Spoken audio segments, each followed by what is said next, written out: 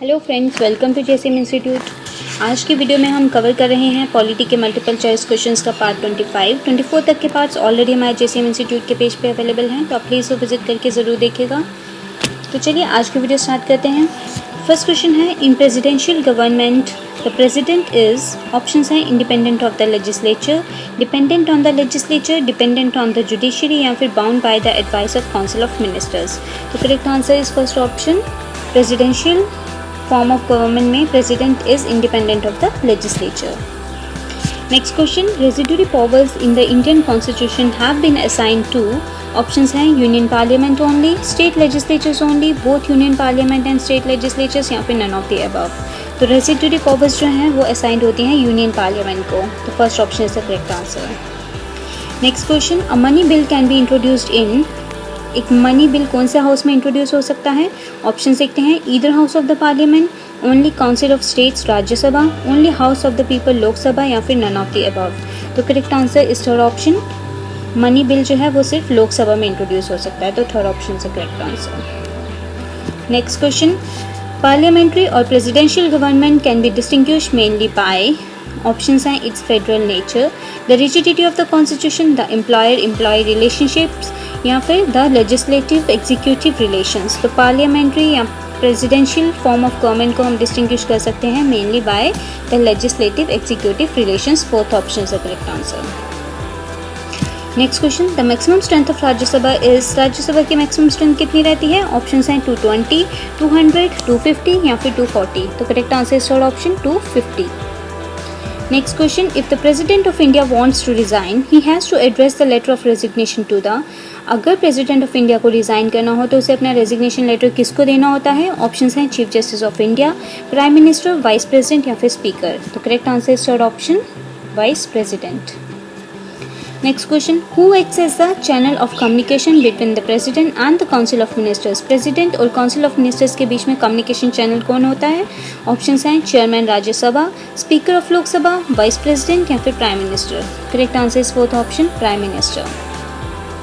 Next question, which one of the following is a specific feature of the single member constituency system, इनमें से कौन सा specific feature है single member constituency system का?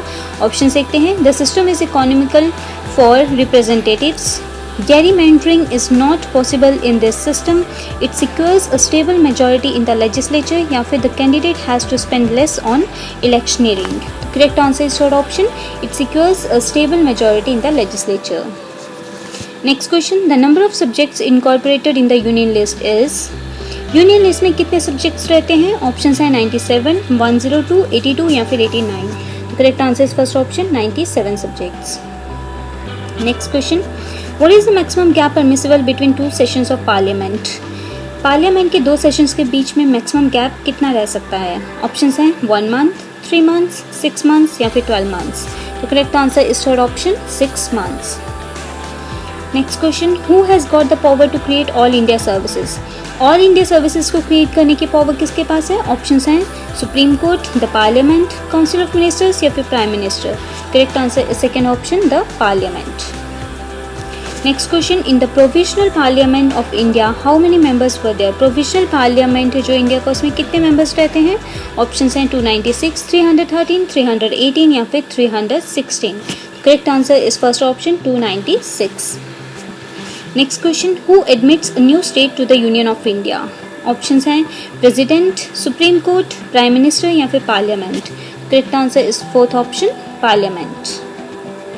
Next question, the most important feature of cabinet system of government is, options हैं individual responsibility, collective responsibility, responsibility to none या फिर non responsibility. तो सबसे important feature cabinet system of government का है collective responsibility. Second option is the correct answer. Next question, the council of ministers is collectively responsible to the, options हैं president, prime minister, Lok Sabha या फिर राज्यसभा। तो correct answer is third option, Lok Sabha. Next question, if the union parliament is to assume legislative power over and subject included in the state list, the resolution to the effect has to be passed by which of the following.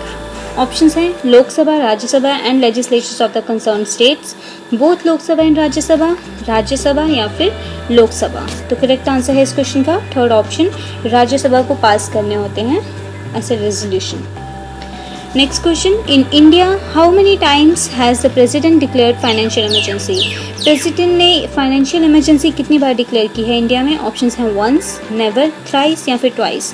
Financial emergency India में अभी तक कभी भी declare नहीं हुई है, तो second option is the correct answer, never. Next question, the legislature gains a priority over the executive in? Options हैं a presidential government, a federal government, an authoritarian government या फिर अ पार्लियामेंट्री गवर्नमेंट। तो legislature को priority मिलती है executive के आगे किस गवर्नमेंट में?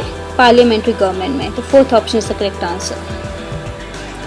ओके फ्रेंड्स, आज की वीडियो यहीं पे कंक्लूड करेंगे। बाकी जेएसएम इंस्टीट्यूट का पेज विजिट करके आप हमारी दूसरी वीडियो सीरीज़ भी देख सकते हैं, जो कि एसएससी और railways exam point of view से काफ़ी इंपॉर्टेंट है। तो आप प्लीज़ वो विजिट करके ज़रूर देखिएगा। बाकी अगर आपको हमारा वीडियो अच्छा लग रहा हो तो प्लीज़ हमारी वीडियोज़ को लाइक और शेयर करें, और हमारा चैनल अगर अभी तक आपने सब्सक्राइब नहीं किया है तो प्लीज़ सब्सक्राइब करें और बेल आइकन को ज़रूर दबाएँ, ताकि हमारी लेटेस्ट वीडियोज़ की नोटिफिकेशन आपको मिलती रहे। Thanks for watching.